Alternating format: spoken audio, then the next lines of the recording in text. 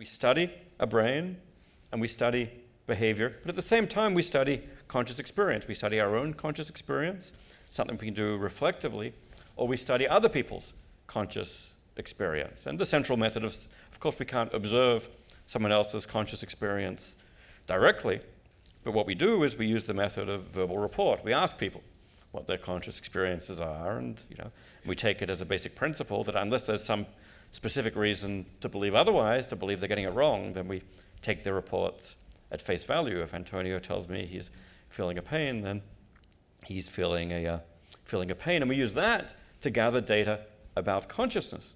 And our science of consciousness is all about connecting the third-person data to the first-person data. So there's a wonderful field which is developed within neuroscience, the neuroscience of vision, but also of many other things, of emotion, of many other aspects of perception and of thought, the study of the neural correlates of consciousness, finding those brain processes which are active when you're conscious of certain information. So when I see a color, for example, what's the process in the brain that seems to correlate most directly with my consciousness of that color? And it needs to be active for me to consciously experience the color, that when I merely unconsciously am affected by the color, doesn't get activated. And people are gradually narrowing that down. Now, at the moment, it's mostly a field of correlations.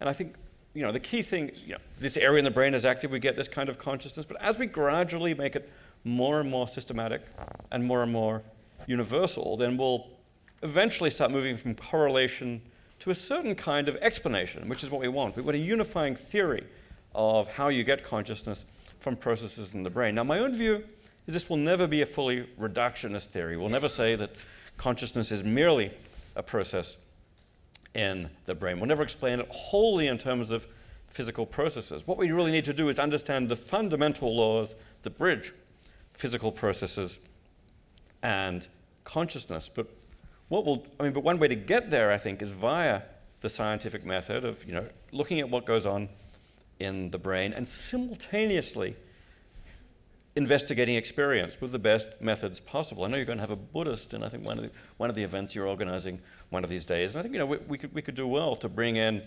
methodologies from the East as well as from the West, where they've devoted a lot of sophistication to studying consciousness from the inside, taking those first-person data, integrating them with third-person data to ultimately be able to induce from all that data certain theoretical principles, certain theoretical bridges, which will ultimately, on my view, be the fundamental laws that connect physical processes and consciousness. So just as physicists say they're looking for the fundamental laws of the physical world, boiling it all down to some simple principles, my own view is something like that might be the end state for the science of consciousness as well. And the kind of work that Antonio has been doing, I think, has been a major contribution towards this project of inducing the fundamental laws that connect the two domains.